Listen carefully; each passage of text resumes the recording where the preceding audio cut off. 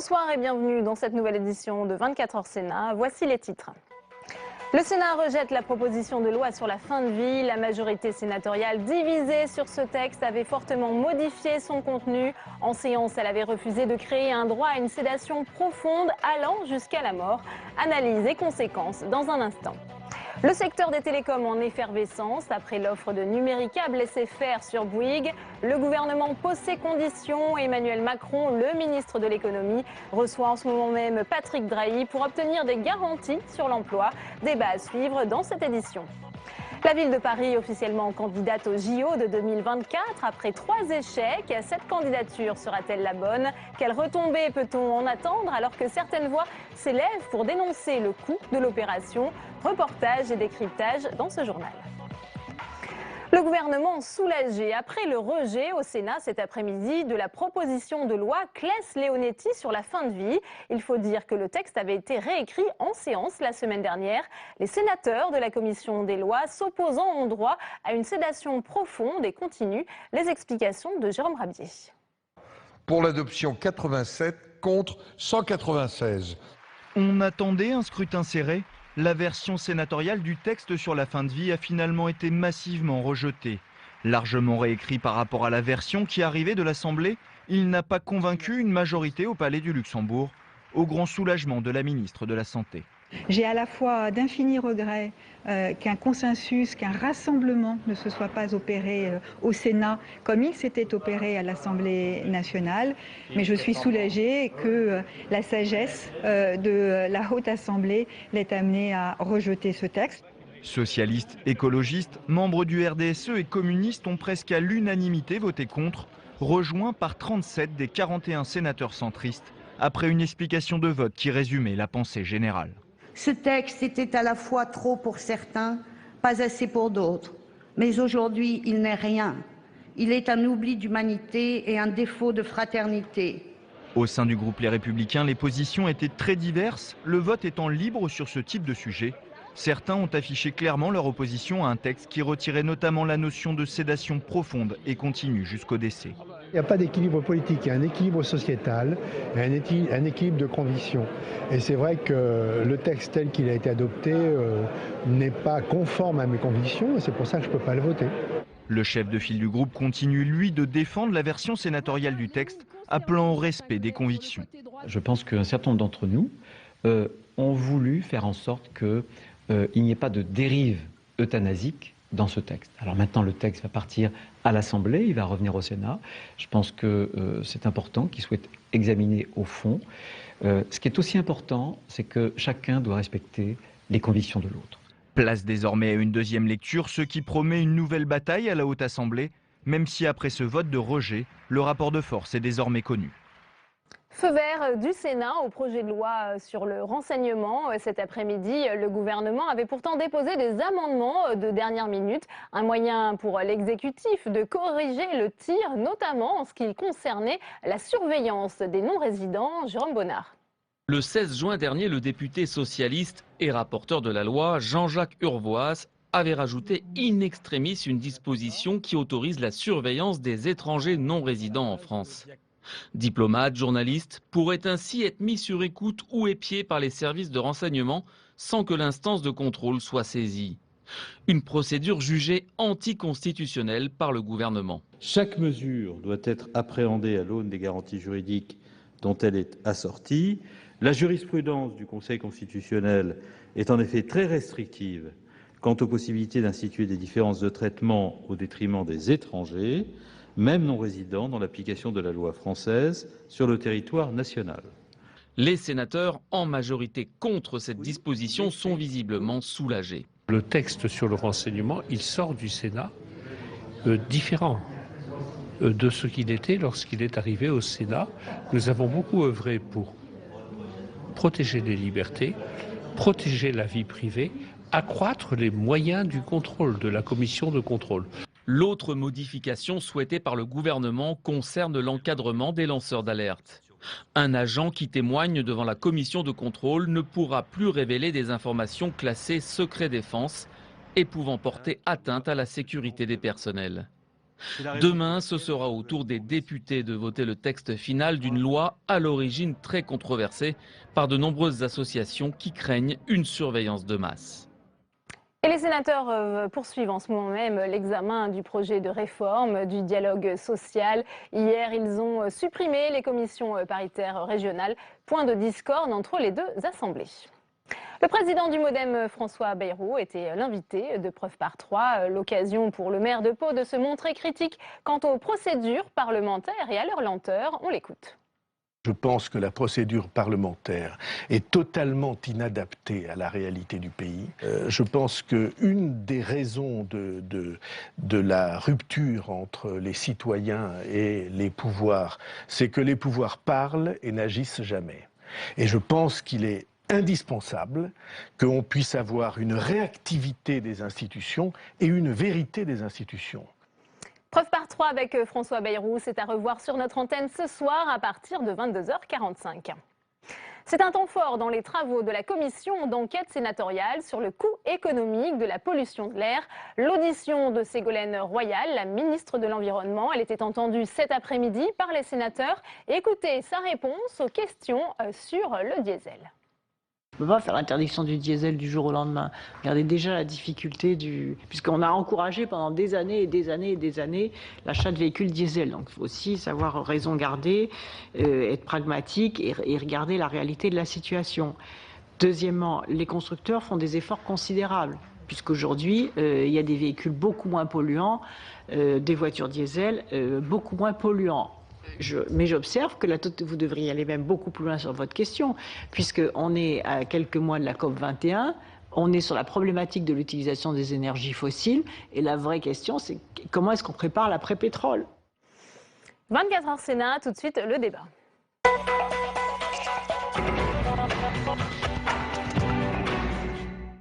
Le projet de rachat de Bouygues Télécom par Patrick Drahi, suivi de près par Bercy. Le PDG d'Altis doit rencontrer, à l'heure où nous parlons, Emmanuel Macron.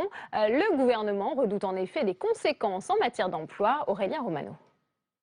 Le raid surprise d'SFR sur Bouygues Télécom n'a pas manqué de faire réagir au sommet de l'État. Dès hier, Manuel Valls posait ses conditions à un éventuel rachat de la filiale de Martin Bouygues par Patrick Drahi, déjà propriétaire de Numéricable SFR. Car ce qui inquiète le plus le gouvernement à 2 ans de la présidentielle, c'est bien l'emploi et les conséquences sociales que pourrait entraîner ce rachat. SFR plus Bouygues Télécom cumulerait 20 000 emplois. Les syndicats évoquent déjà 3 000 suppressions de postes possibles. Les préoccupations du gouvernement, c'est de tout faire pour maintenir l'investissement, l'emploi dans ce secteur qui est extrêmement important pour le pays. Il faut regarder ce que cette offre apporte au regard de ces 2 critères. J'ai mis les plus grands doutes parce que j'ai les plus grands doutes à ce stade. Donc je vais surtout entendre M. Drahi. C'est pour lever ces doutes que le ministre de l'économie reçoit en ce moment même Patrick Drahi à Bercy. Autre crainte des pouvoirs publics, l'investissement dans les réseaux. Une crainte partagée par les sénateurs de tous bords qui réclament des assurances sur la couverture des zones rurales. Des assurances que ce futur éventuel opérateur ainsi constitué puisse participer massivement aux investissements nécessaires pour atteindre l'objectif fixé par le président de la République de la couverture totale du territoire en fibre optique. Dernier sujet d'inquiétude, ce rachat se ferait aussi à coût de milliards d'endettement. Altis, la maison mère de SFR Numéricable, a déjà plus de 30 milliards de dettes, auxquelles pourraient s'ajouter les 10 milliards mis sur la table pour rafler la mise. Une dette qui n'inquiète pas les marchés financiers, il semble même plébisciter la méthode. La valeur d'Altis en bourse a été multipliée par 5 en 1 an et demi. Et on ouvre le débat de ce 24h Sénat avec nos invités ce soir sur ce plateau. Daniel Raoul, bonsoir. Vous êtes sénateur socialiste, sénateur de Maine-et-Loire. Merci d'être avec nous. Face à vous, Patrick Chaize. Vous êtes sénateur Les Républicains de l'Ain. Merci, messieurs, d'avoir accepté notre invitation. Daniel Raoul, ce rapprochement inquiète. On voit que Bercy suit avec attention ce dossier. Est-ce que le gouvernement a son mot à dire dans ce rapprochement ? En tous les cas, il peut favoriser ou freiner. Et il y a aussi la position de l'autorité de la concurrence. Juste un petit point d'histoire. Lorsque l'État a vendu la 4e licence, ça s'est fait, bien sûr, au détriment de l'emploi. Rappelez-vous l'histoire. Et l'État a pris son argent de poche.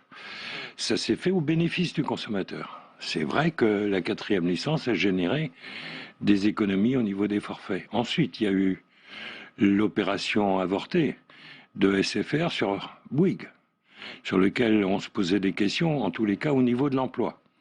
Et avec ensuite SFR numéricable, et maintenant SFR numéricable Bouygues, qui d'ailleurs devra interpeller l'autorité de la concurrence, parce qu'on arriverait à quelque chose comme 47%, en tous les cas dans le mobile.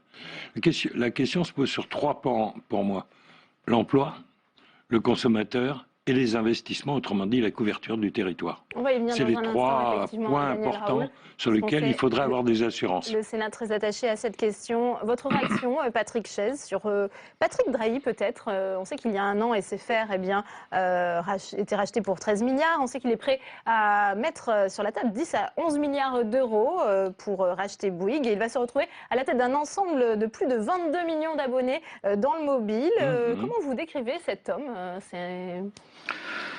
C'est un homme, j'allais dire, qu'on peut décrire suivant plusieurs modèles. On peut dire que c'est un homme courageux.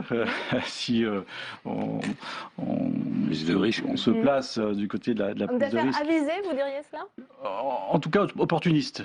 Je pense très sincèrement que c'est quelqu'un qui est un peu atypique dans le monde de l'économie en général, dans le monde des télécoms en particulier, et qui donc finalement a choisi une stratégie qui est une stratégie d'attaque pour pouvoir donc faire évoluer son entreprise vers une dimension importante, puisqu'il va venir concurrencer effectivement l'opérateur historique, en passant devant en termes de nombre d'abonnés du mobile. Donc voilà, ça serait ma première réaction. On peut dire que c'est quelqu'un qui vient bouleverser aussi quand même le monde des télécoms, et ce bouleversement, effectivement, il faut s'interroger sur le risque qu'il va entraîner et le risque. Les craintes sur l'emploi, c'est une des préoccupations soulevées par Daniel Raoult. Tout à fait. Vous voulez partager? On voit que je partage aussi bien le complètement. Premier ministre qu'Emmanuel Macron posent des conditions et attendent des garanties, notamment en matière d'emploi. Complètement, et je pense qu'il faut absolument qu'on ait des garanties à plusieurs niveaux, pas uniquement sur l'emploi. Moi, je dirais il y a un quadriptyque, en fait. Daniel parlait un triptyque. Pour les consommateurs. Le consommateur, les conséquences sur les investissements, parce que du territoire. Complètement la couverture et les objectifs de couverture, et enfin les conséquences sur l'emploi. Je crois que ces quatre éléments doivent être regardés de façon très forte, et on doit absolument avoir des garanties. Le gouvernement doit avoir des garanties, me semble-t-il, fortes avant d'autoriser. Alors, finalement, est-ce que le gouvernement a à autoriser une chose comme ça? Je pense que c'est effectivement plutôt... Le gouvernement a besoin d'être assuré, effectivement. C'est plutôt l'autorité de la concurrence qui doit donner un avis au final. Et puis, excusez-moi, il y a un autre aspect qui n'est pas négligeable, qui concerne eh bien, la licence bande 700. Parce qu'on vient d'avoir donc une espèce de cahier des charges pour lancer la consultation et les enchères sur cette fréquence, qui était basée sur 4 opérateurs. Si demain le jeu se fait plus qu'à 3, il risque d'y avoir un déséquilibre, et un déséquilibre financier de recettes pour l'État qui compte dessus. Sur la bande des fréquences 700 mégas, c'est un enjeu, et moi je continue à redire, que ce soit Macron ou Axel Lemaire, que c'est des fréquences en or, et qu'en particulier concernant les zones blanches ou grises, ça a un avantage considérable, puisque le périmètre de diffusion est bien supérieur que sur les autres bandes, et que si on veut résoudre à la fois les zones blanches, grises et l'accès à haut débit, c'est la 4G qu'il faudrait mettre, et non pas le déploiement ou l'accord qu'il y a eu sur la 2G et 3G sur les zones blanches et grises. Oui, 5G, évidemment. Mais d'abord, la 4G qui existe actuellement, qui est opérationnelle, il y a un double effet d'arroser les zones blanches et grises et d'offrir le haut débit dans les zones non pourvues actuellement, et dont on sait pertinemment qu'il faudra un certain temps pour que la fibre arrive, si tant est qu'elle arrive un jour. Est-ce que ce marché à 3 acteurs pourrait être favorable justement à cette 4G de meilleure qualité, au déploiement de la fibre? C'est ce que pensent certains. Daniel Raoult. Je ne sais pas très bien. Numéricable n'a pas intérêt forcément à aller dans ces zones et dans ces écarts. Comment ça va se faire avec SFR et Bouygues? Bouygues a développé la 4G d'une façon remarquable d'ailleurs, puisque c'est là-dessus qu'ils ont des problèmes actuellement je dirais, de budget d'exploitation. Leur perte vient de l'investissement qu'ils ont fait en 4G sur les coûts. Donc la question se pose sur les 3 plans. Enfin, vous dites 4, jeune homme, mais moi je dis emploi, consommateur et aménagement du territoire ou couverture du territoire. Un autre aspect du dossier, c'est aussi... C'est des garanties qu'on doit obtenir là, parce que... Oui. Sur cette opération qui est financée à 100% par les banques et qui risque d'alourdir aussi l'endettement de Patrick Drahi, peut-être de 30 à 40 milliards d'euros. C'est un château de cartes qui pourrait s'effondrer rapidement. Il ne faudrait pas que ce soit Messonnier-Bis. Je pense pas, je suis pas persuadé que ce soit un château de cartes qui risque de s'effondrer, dans le sens où tout le jeu et toute la démarche de Patrick Drahi sur son modèle économique, c'est justement de pouvoir finalement permettre éventuellement un aspect qu'il faut pas mépriser, qu'il ne faut pas négliger, qui est l'augmentation des tarifs. Je veux dire, il y a un vrai risque. C'est ce qui s'est passé dans les autres pays européens, effectivement, bien qui sûr. ont perdu un opérateur. Donc globalement, vous savez, la recette sur les réseaux très haut débit ou sur le mobile, elle dépend, je dirais, de 2 paramètres. Le premier paramètre, c'est le nombre de clients, et le deuxième paramètre, c'est le prix. À partir du moment où vous faites évoluer l'un ou les 2 paramètres, vous avez une recette qui peut évoluer très rapidement. On a des recettes sur ces réseaux qui sont non négligeables et qu'il ne faut pas, pas négliger. Le pari qui est pris est relativement quand même, je dirais, limité. Parce que le secteur des télécoms, ce sont des machines à cash et qui rapportent mais il va quand même falloir que les entreprises rachetées génèrent encore plus de croissance. Ça passera peut-être justement par des plans sociaux. Oui, il y a de fortes chances. Il y a forcément des doublons déjà entre Numéricable et SFR. Déjà au niveau des directions, il y a des problèmes et des boutiques. Avec Bouygues, ça va se compliquer encore. Donc, sur le plan social, en tous les cas, je suis très inquiet. On rappelle effectivement 8 800 salariés chez Bouygues, 10 500 chez Numéricable et SFR. On a entendu la crainte des syndicats aujourd'hui, Patrick Chaise. Tout à fait. Alors, si les informations sont bonnes, vous parliez de montant d'investissement. Dans la journée d'hier, l'évolution des valeurs des entreprises des télécoms a pris 9 milliards. Donc, globalement, on a financé le rachat de Bouygues par cette confiance finalement du financier. Donc vous voyez que globalement, il n'y a pas un risque effectivement énorme. C'est pas le même modèle que Daniel Raoul. C'est pas le même modèle que Vivendi, parce que là, c'est réellement du cash. Les abonnés sont là. C'est pas du virtuel. Ils sont là et on sait pertinemment l'augmentation des abonnés et des consommations. Tout à fait. Est-ce qu'on peut envisager une audition dans les prochains jours de Patrick Drahi par les sénateurs, justement, pour avoir des garanties? Daniel Raoul, c'est quelque chose qui pourrait arriver? Ça devrait relever, à mon avis, de la Commission des affaires économiques ou des finances, de l'une des deux. Oui. Patrick Chaise, vous seriez favorable à l'entendre ici au Sénat? Complètement. Je pense que j'ai rajouté l'aménagement du territoire, parce que c'est aussi un sujet donc important dans le cadre de la Commission. Et quelles sont vos craintes, alors, justement, quant à l'aménagement du territoire, qu'il ne tienne pas ses promesses en matière d'investissement et de couverture numérique du territoire? La crainte, c'est que la concurrence joue moins. Pour moi, la concurrence est une émulation. Il ne faut pas avoir peur de la concurrence. La concurrence est un concept qui permet un développement, qui permet de la compétition et qui permet donc d'atteindre des objectifs. Dès lors que la concurrence se limite, on peut craindre que finalement chacun ralentisse le rythme de façon entendue ou non, mais de façon réelle, et que globalement ce soit les collectivités et les territoires qui pâtissent de cette limitation. C'est une crainte partagée, Daniel Raoul. On sait que les sénateurs ici, dans le cadre de la loi Macron, se sont assurés de la fin des zones blanches. Oui, théoriquement, mais en 2G et 3G, ce qui ne résout pas le problème du haut débit. C'est pour ça que je plaide beaucoup pour les 4G.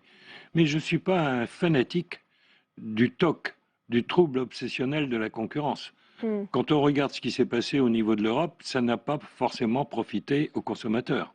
Et ce qui se passe actuellement dans la grande distribution, dans les centrales d'achat, ça se fait au détriment, en tous les cas, des producteurs. Et donc, à l'arrivée, s'il n'y a plus de producteurs, de consommateurs. Patrick Chaise, sur cette concurrence, effectivement. Sauf que dans les télécoms, il n'y a pas de production. Voilà. Oui, il y a l'investissement. On vend du virtuel hein, donc, et du débit. Oui. Donc on a un schéma qui est un peu différent dans la grande distribution. Et je pense, et pour le coup, l'arrivée de Free dans le monde des opérateurs a démontré que l'effet inverse, c'est que le consommateur avait pu bénéficier d'un avantage certain. Au détriment de l'emploi. Au détriment Il y a eu de la casse. Merci, messieurs, d'avoir participé à ce débat. Merci beaucoup. En bref, une perquisition a eu lieu à la mairie de Nice aujourd'hui dans le cadre de l'enquête ouverte sur d'éventuelles irrégularités financières autour du partenariat public-privé du grand stade de la ville. Les 28 000 avocats du barreau de Paris, le plus grand de France, vont bientôt élire leur nouveau bâtonnier. Le second tour aura lieu le 25 juin et à la veille de ce scrutin, Public Sénat vous propose de suivre l'unique débat de l'entre-deux tours. Il opposera les finalistes. Quel sera le rôle du futur bâtonnier de Paris, Flora Sauvage? Patron des 28 000 membres du barreau parisien, le bâtonnier de Paris est le porte-parole des avocats de la capitale. Vigie des libertés publiques, il est aussi le garant de la déontologie. Élu pour un mandat de 2 ans, le bâtonnier de Paris a un rôle d'arbitrage pour trancher les litiges entre confrères et une fonction de conciliateur lorsqu'un différend oppose un avocat à son client. Le bâtonnier existe depuis Saint-Louis au XIIIe siècle.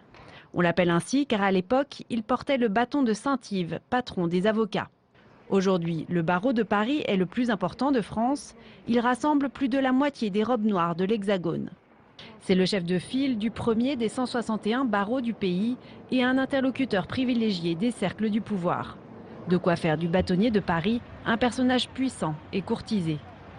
Et le débat est donc à suivre en direct et en exclusivité sur Public Sénat demain à 18 h. Comment financer les Jeux Olympiques après l'officialisation de la candidature de Paris pour 2024? La question risque de se poser de manière urgente. Pour couvrir le coût de cet événement, les organisateurs espèrent une mobilisation de la population et mise sur le financement participatif. Sandra Cerquera et Fanny Gouja. L'idée peut paraître étonnante, mais elle remporte une certaine adhésion. Un plan de financement participatif lancé fin septembre, donnant la possibilité à chacun d'entre nous de faire un don sur Internet pour financer les JO de 2024. Donc il y a des projets sportifs pour aider des jeunes athlètes à se financer, des courses de bateaux, etc. etc. Donc c'est quelque chose qu'on est en train de voir émerger de plus en plus. C'est assez logique au moment des JO, la question se pose. Il y a une vraie demande à la fois du côté des porteurs de projets, puis tout simplement une demande du côté des gens qui viennent chercher dans ces projets plus de sens, une manière différente de financer l'économie. L'objectif est bien de financer une partie des coûts de campagne de candidature, qui s'élèvent à 60 millions d'euros.